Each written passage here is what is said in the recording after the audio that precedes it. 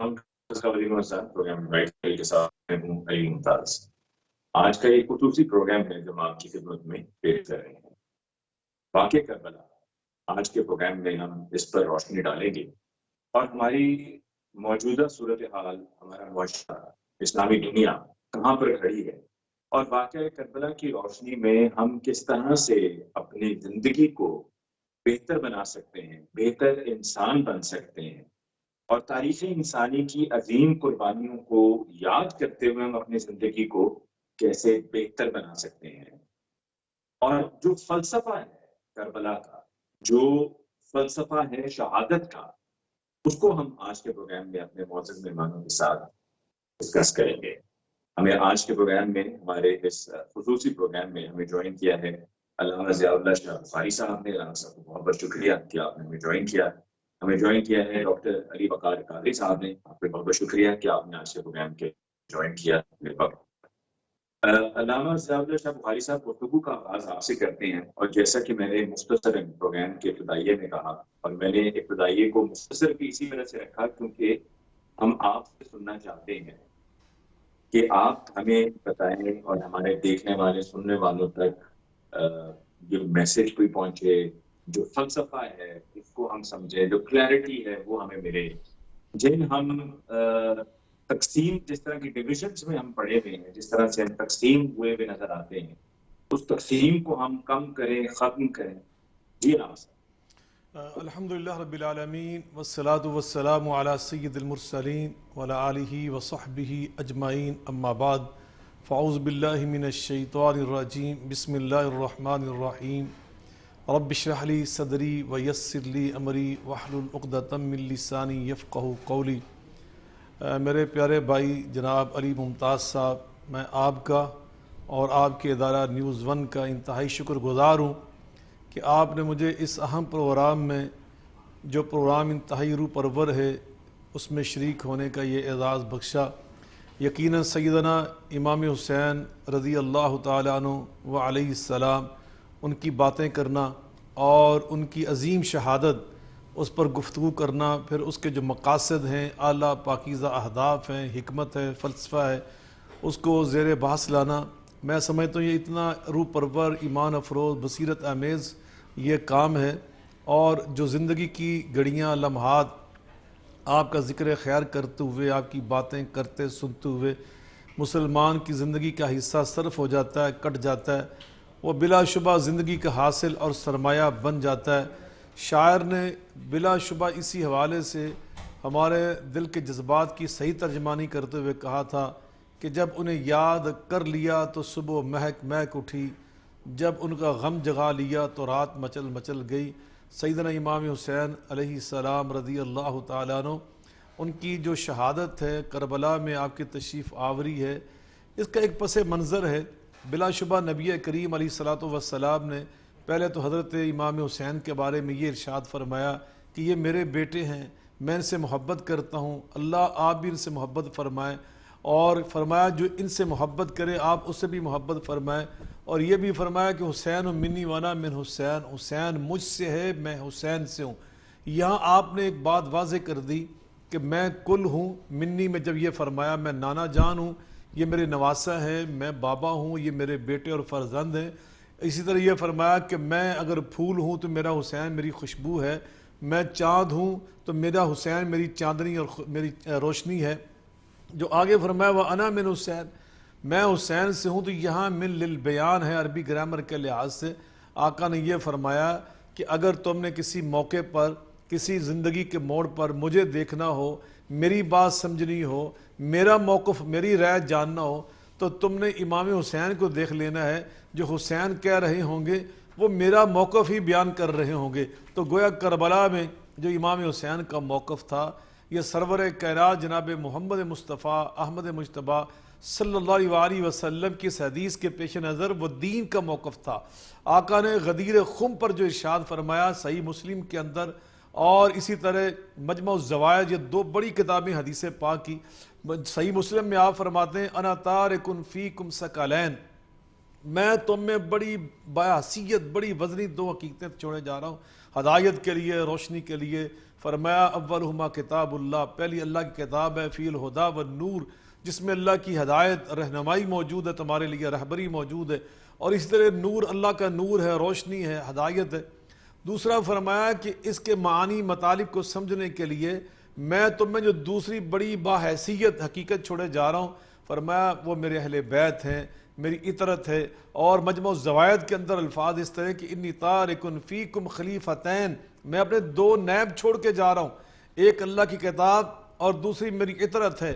اور جناب حسین اطرت مصطفیٰ میں، اہل بیت مصطفیٰ میں خود نبی پاک نے واضح کر کے فرمایا، جب آپ نے فدا علی و فاطمۃ والحسن والحسین وجلل بکسائم وقال اللہم ہؤلاء اہل بیتی، آپ نے صحیح مسلم میں یہ حدیث موجود ہے، فرمایا ان سب کو بلا کر نفوس قدسیہ کو ان کے سر پہ چادر نبوت ڈال کر فرمایا تھا اللہ یہ میرے اہل بیت ہے۔ تو یہ اہل بیت جو ہیں، نبی پاک کی اطرت جو ہے، یہ قرآن پاک کی مثل ہیں، مثل آقا نے فرمایا الا و انی اوتیت الکتاب و مثلہ ما، اللہ نے مجھے کتاب اللہ بھی عطا کی ہے، مثل کتاب اللہ بھی عطا کی ہے۔ ایک موقع پر آپ نے مثل کتاب اللہ اپنے سیرت کو بیان کیا ہے، اور ایک بار آپ نے مثل کتاب اللہ اپنی اطرت کو بیان کیا ہے۔ تو گویا حضرت امام حسین جسے نبی پاک کی سیرت اور آپ کی سنت یہ قرآن پاک کے مطالب اور مفاہیم کو واضح کرتی ہے، اسی طرح جناب حضرت امام حسین کی سیرت، آپ کا کردار، آپ کا اخلاق اور آپ کا موقف اور آپ کی فکر، یہ بھی قرآن پاک کے مطالب اور مفاہیم کو واضح کرتی ہے۔ اور یاد رکھیے آقا نے یہاں یہ بھی فرمایا تھا، مجموع الزوائد میں جو روایت موجود ہے، حدیث پیغمبر موجود ہے صلی اللہ علیہ وسلم، کہ وَلَن يَتَفَرَّقَا، اور ایک الفاظ یوں ہیں لَن يَفْتَرِقَا حَتَّى يَرِدَ عَلَيَّ الْحَوْض، قرآن اور میرے بیٹے حسین اور میری اطرت یہ کٹھے رہیں گے جب تک یہ میرے پاس حوض کوثر پہ نہیں پہنچ جاتے۔ تو یقیناً کربلا میں جب آپ پہنچے ہیں تو قرآن آپ کے ساتھ تھا، آپ قرآن کا موقف لے کر پہنچے تھے، دین کا موقف لے کر پہنچے تھے، اور اس سے بڑی اور کیا بات ہو سکتی ہے۔ آقا نے فرمایا ان الحسن والحسین سیدہ شباب اہل الجنہ، میرے یہ بیٹے جنتی صرف نہیں ہیں، جنتی نوجوانوں کے سردار بن کر جنت میں جائیں گے۔ یعنی جس نوجوان نے جنت میں جانا ہے وہ امام حسین کے راستے پہ چل کر ان کو اپنا سید مان کر ان کو اپنا قائد، رہبر، رہنما تسلیم کرے گا تو وہ جنت میں جائے گا۔ تو گویا جنت کا راستہ تو آپ کے پاس تھا، اور جنت کا موقف تو آپ کے پاس تھا۔ ہمارا سارا دین کیا ہے؟ ہم نماز کیوں پڑھتے ہیں، روزہ کیوں رکھتے ہیں، حج کیوں کرتے ہیں، قرآن پاک کی تلاوت کیوں کرتے ہیں، نیکیاں کس لیے کماتے ہیں؟ اس لیے کہ اللہ راضی ہو جائے اور ہمیں جہنم سے بچا کر جنت عطا کر دے۔ تو امام حسین تو جنت کے سید ہیں، سردار ہیں۔ تو نبی پاک صلی اللہ علیہ وسلم نے گویا ہمیں یہ پیغام دے دیا کہ جدھر حضرت امام حسین کھڑے ہوں گے قرآن کا وہ راستہ ہوگا، وہ سائیڈ قرآن کی سائیڈ ہوگی، وہ جنت کا حصہ ہوگا۔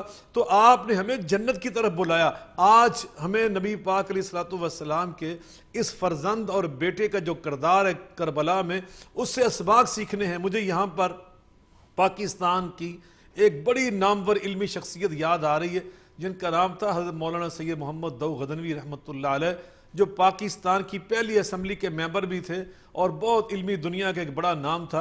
انہوں نے ایک کتاب مرتب کی، اس کتاب کا نام ہی بڑا روح پرور ہے۔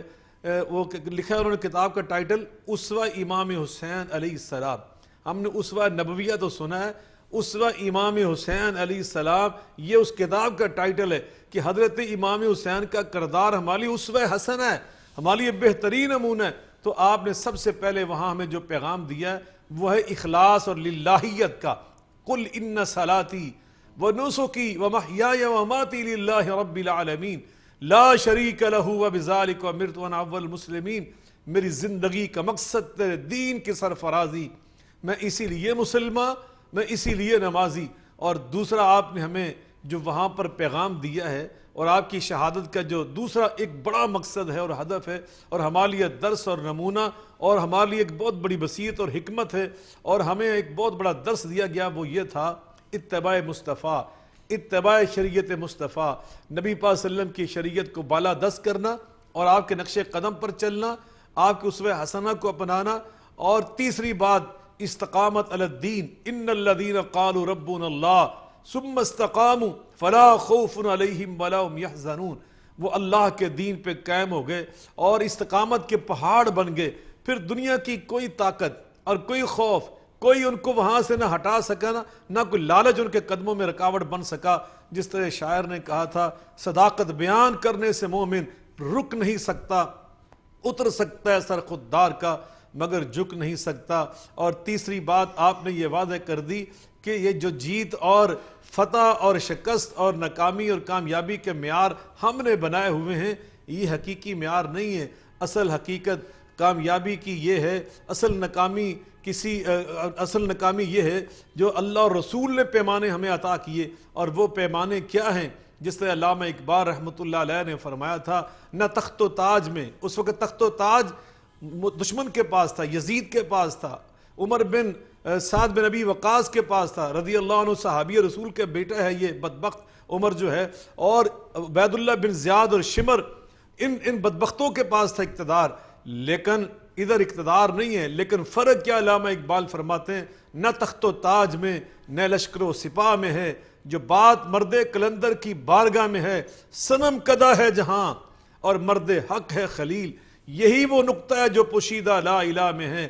اور چوتھی بات آپ نے یہ واضح کی, ہم اللہ کی توحید کا جھنڈا لے کے میدان کربلا میں پہنچے ہیں, اور وہ توحید اس انداز سے تھی جو نبی کریم علیہ الصلوۃ والسلام نے اپنے صحابہ کرام اور رفقاء اور تلامذہ اور اپنی امت کو پیغام دیا تھا کہ اخراج العباد من عبادت العباد الی عبادت رب العباد, بندوں کے غلام نہیں رہنے دینا, بندوں کی غلامی سے نکال کر ایک سچے اللہ کے غلام بنانا ہے. جو جبر تھا اور جو فکر پر پہرے بٹھا دیے گئے تھے اور حریت چھین لی گئی تھی, جبر تھا, تسلط تھا, اس کے خلاف امام حسین علی مقام نے آواز بلند کر کے یہ پیغام دیا, جیسے علامہ اقبال رحمۃ اللہ علیہ نے فرماتے ہیں, زندہ قوت تھی زمانے میں یہی توحید کبھی, آج کیا فقط ایک مسئلہ علم کلام, روشنی ذو سے اگر ظلمت کردار. سوال سے پوچھنا چاہوں گا, آپ نے فتح اور کامیابی کی, شکست کی آپ نے بات کی, اور پھر آپ نے اس کو ریلیٹ کیا کہ ہمارے لیے ناکامی کیا ہے, فتح اور کامیابی کیا ہے, اور پھر تخت و تاج کی آپ نے بات کی. تو کیا وجہ ہے کہ آج کل اگر ہم اپنے دائیں بائیں نظر دوڑائیں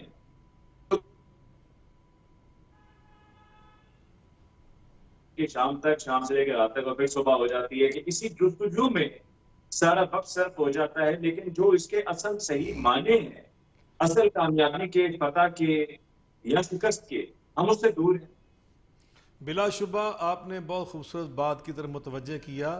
بحیثیت مسلمان اس بات کی ہم پابند اور مکلف ہیں کہ ہم وہی معیار اور انہی اصولوں کو اور اسی میزان کو سمجھے جو اللہ رسول نے ہمیں عطا کیا ہے کامیابی اور ناکامی کا.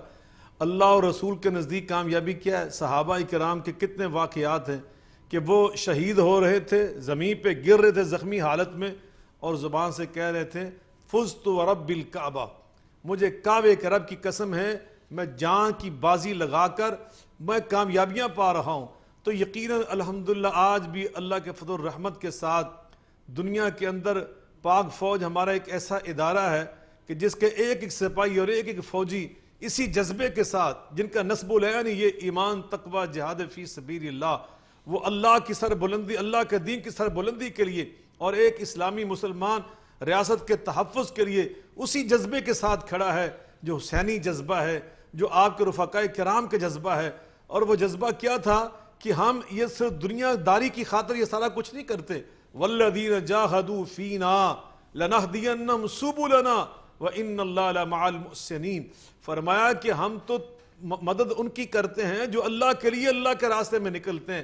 تو یقیناً ہم اللہ کے لیے نکلتے ہیں, اور یہ ہم نے امام حسین سے سیکھا ہے, ہم نے یہ للہیت وہاں سے سیکھی ہے. اور اسی طرح میں عرض کر رہا تھا, علامہ اقبال رحمۃ اللہ نے کیا فرمایا کہ اے میر سپاہ میں نے تیری سپاہ دیکھی ہے, قل هو اللہ کی شمشیر سے خالی ہے نیام.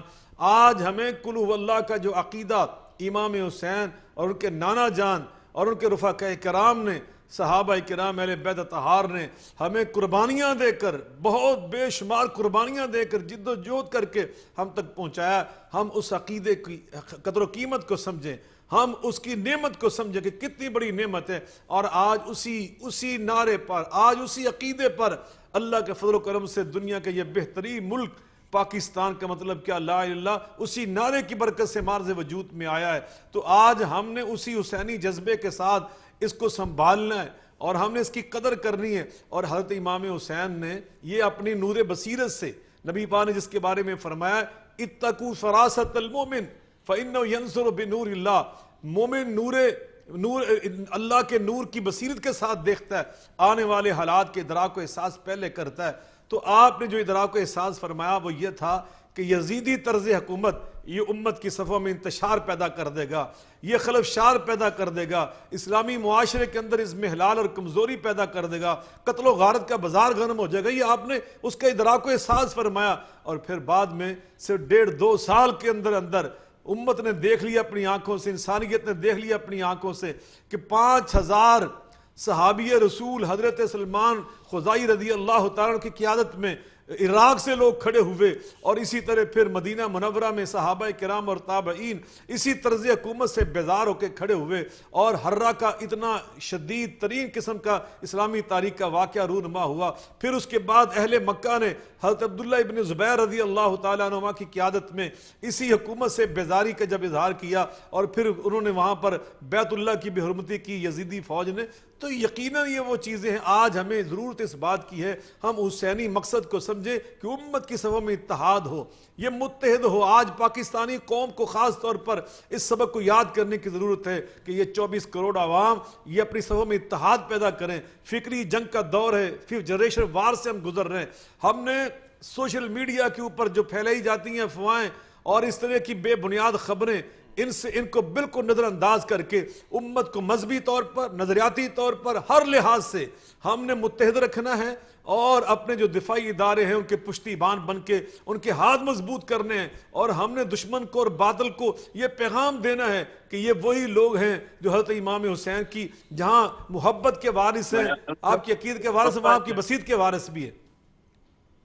جی مجھے ایک وقفہ دینا ہے رانا صاحب، آپ کا بہت بہت شکریہ. کہ ناظرین ایک بریک لیتے ہیں، بریک کے بعد ہم واپس لوٹ کر آئیں گے تو یہیں سے گفتگو کو آگے بڑھائیں گے. ہمارے ساتھ رہیے.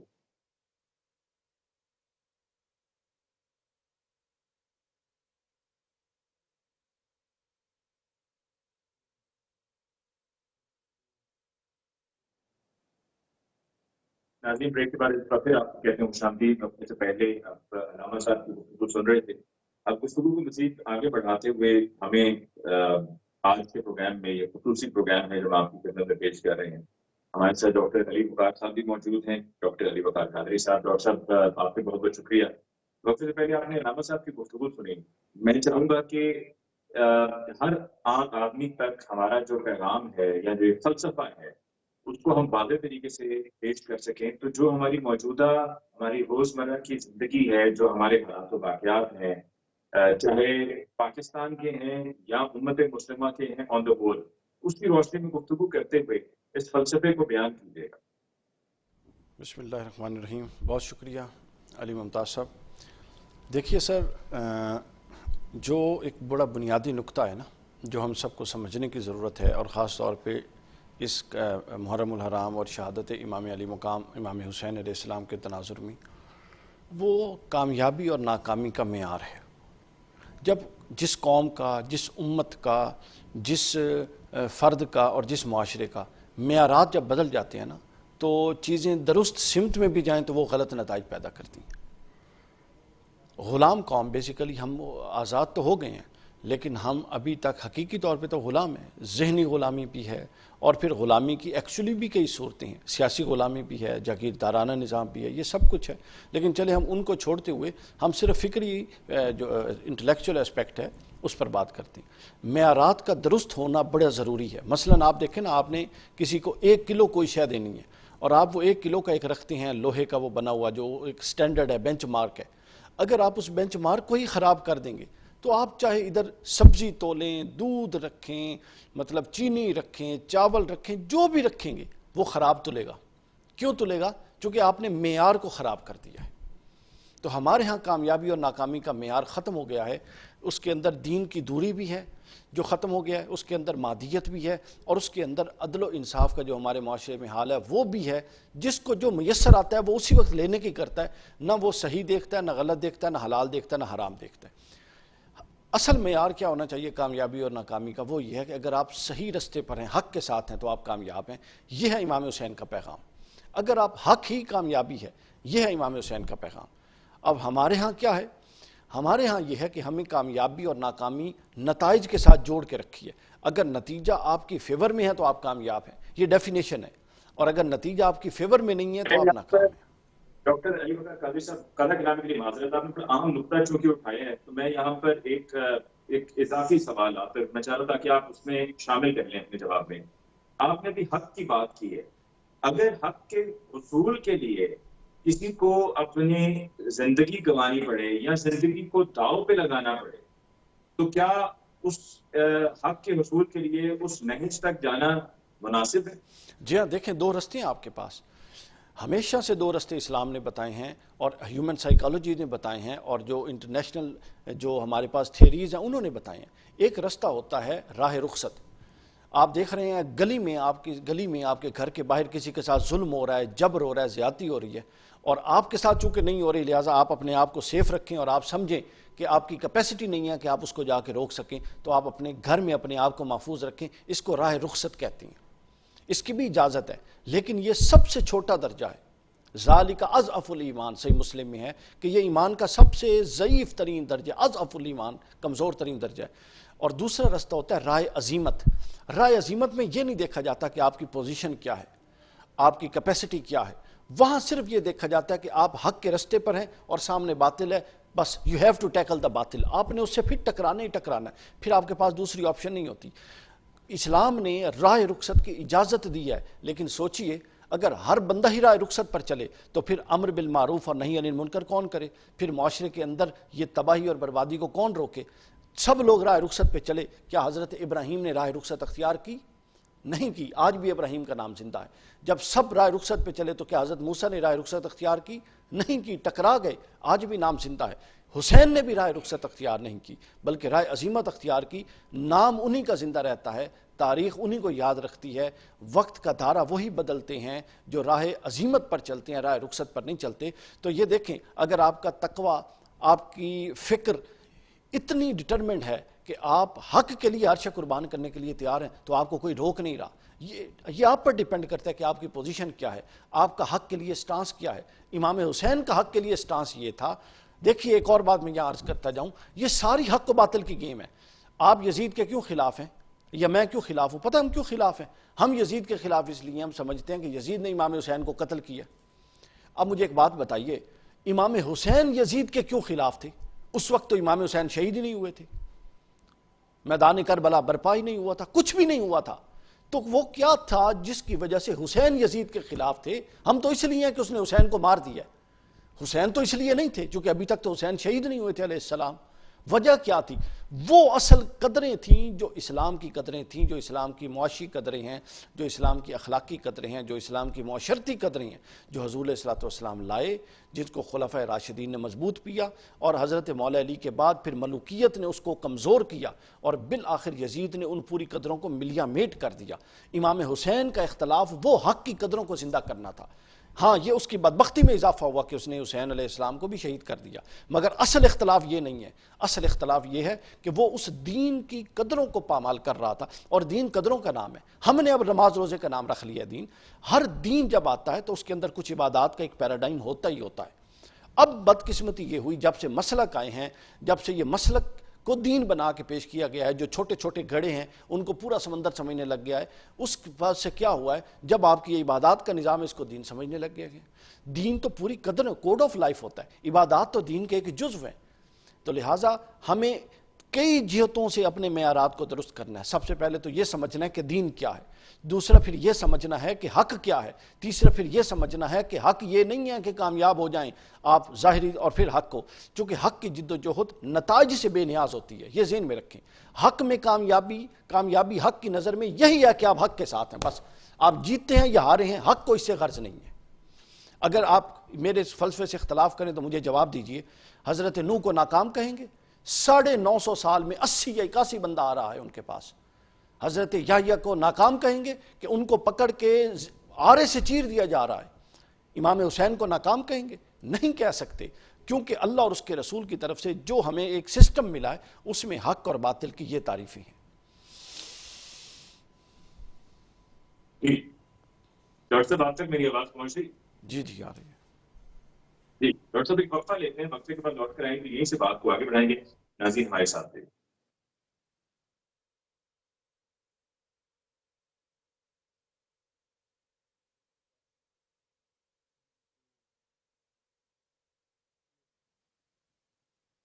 Welcome back. آپ کو بریک کی گفتگو کو آگے بڑھاتے ہوئے وقفے سے پہلے خوبصورت گفتگو فرما رہے تھے ڈاکٹر علی بکار قادری صاحب، اور ہمارے ساتھ علامہ ضیاء الحق شاہ بخاری صاحب بھی ہیں. علامہ صاحب، وقفے سے پہلے علی بکار قادری صاحب کی جو آپ نے گفتگو سنی، اور اس گفتگو میں جو حق کی بات علی بکار قادری صاحب کی طرف سے ہوئی وہ بھی آپ تک پہنچی.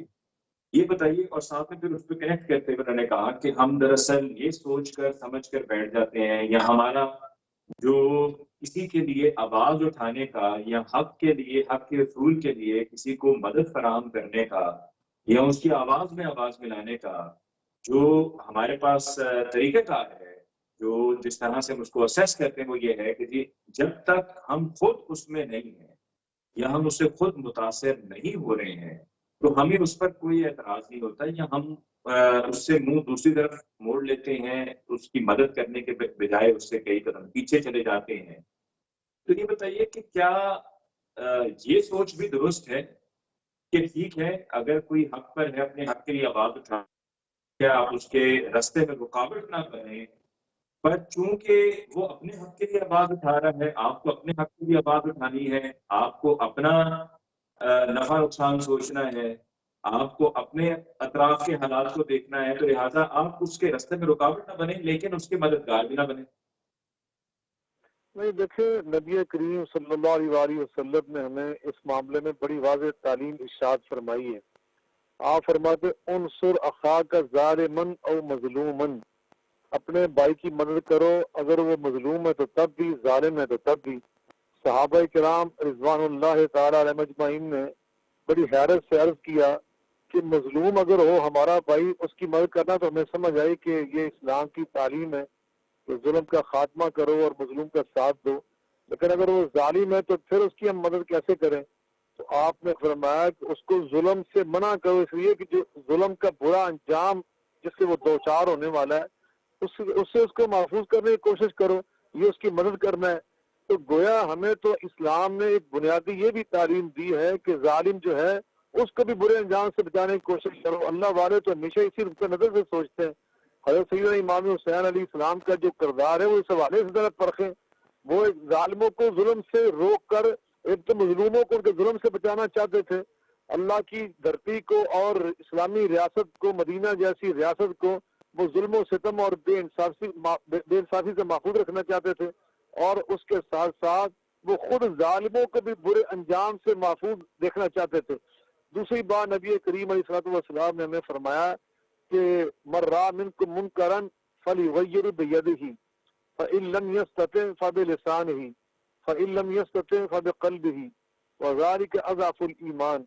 جو تم میں سے کوئی منکر دیکھے، برائی دیکھے اور اللہ کی بغاوت دیکھے، نافرمانی دیکھے، تو اس کو روکے.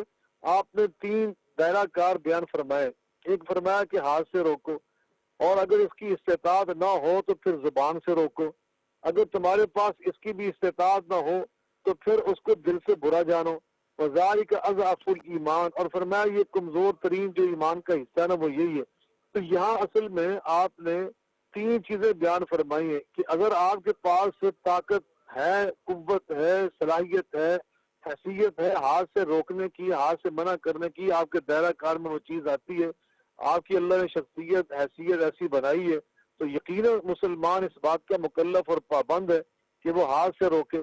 اور اگر اس کی استطاعت نہیں ہے، جیسے اللہ تعالیٰ علماء ہیں، آپ جیسے جو ہمارے میڈیا کے پرسن ہیں، اینکر پرسن ہیں اور رہنما ہیں، قوم کے اساتذہ ہیں، اسی طرح صحافی حضرات ہیں، یہ سب کے سب، اور اسی طرح تو جو ہماری اپوزیشن ہوتی ہے، تو ان کے پاس زبان ہوتی ہے، علم ہوتا ہے، دانشوری ہوتی ہے، صلاحیت ہوتی ہے، بصیرت ہوتی ہے، فراست ہوتی ہے، تجربات ہوتے ہیں، مشاہدات ہوتے ہیں، تجزیہ نگاری کا ملکہ اللہ عطا کیا ہوتا ہے. تو اس لیے ان کو چاہیے کہ وہ اپنے نبی کریم علیہ السلام کی اس حدیث کے مطابق وہ ان کو زبان سے روکیں اور اپنے تجزیہ پیش کریں اور اس طرح رہنمائی کریں اور برائی سے ان کو روکیں. اور اگر اس کی بھی استطاعت نہیں ہے تو جیسے پبلک کے عوام ہے تو دل سے برا جانے لیکن سیدنا امام حسین علی مقام کا جو کردار ہے وہ بڑا بلند ہے، وہ بڑا واضح اور بڑا کلیئر ہے کہ آپ نے دیکھا کہ ایک بالکل کام ایسا ہوا کہ جس کو آپ نے بالکل الامر بالمعروف و نہی عن منکر کے زمرے میں دیکھا، چونکہ نبی کریم علیہ الصلوۃ والسلام نے یہ پیشگوئی فرمائی تھی زبان نبوت کے ساتھ، زبان وحی کے ساتھ، والنجم اذا ہوا ما ضل صاحبکم وما غوا وما ينطق عن الهوى ان هو الا وحی یوحى۔ آپ نے یہ پیشگوئی فرمائی تھی غزوہ احد کے موقع پر۔ آپ نے فرمایا کہ حمزہ بن عبد المطلب سید الشہداء، حمزہ بن عبد المطلب، فرمایا میرے چچا جان حمزہ بن عبد المطلب بھی سید الشہداء ہیں۔ ورجل قام الى امام جائر فامرہ ونہاہ فقتل، فرمایا کہ ایک وہ مرد مجاہد اور مرد میدان وہ بھی سید الشہداء کے رتبے پہ فائز ہوگا جو ایک ظالم جابر حکمران سے ٹکرائے گا اور اس کو وہ کلمہ حق کہے گا، اس کو نیکی کا حکم دے گا، اس کی برائیوں پر اس کو ٹوکے گا، مگر وہ ظالم حکمران انہیں شہید کر ڈالے گا۔ تو فرمایا وہ جو ہے وہ بھی سید الشہداء، یہ حضرت امام حسین علی مقام کا جو اللہ نے رسول نے مقام خود بیان فرما دیا، یزید جیسے ایک ظالم جابر بے انصاف اور عدل نہ کرنے والے حکمران سے وہ ٹکرائیں گے اور اس کو وہ راہ راست وہ دکھانے کی کوشش کریں گے، اور اس وقت آپ نے یہ کردار پیش کیا اس لحاظ سے بھی تو یقیناً حضرت سیدنا امام حسین جب نکلے تو آپ نے اس کو بھی یہ اعلان فرمایا تھا کہ میں الامر بالمعروف کے لیے جا رہا ہوں، میں منکرات سے منع کرنے کے لیے جا رہا ہوں۔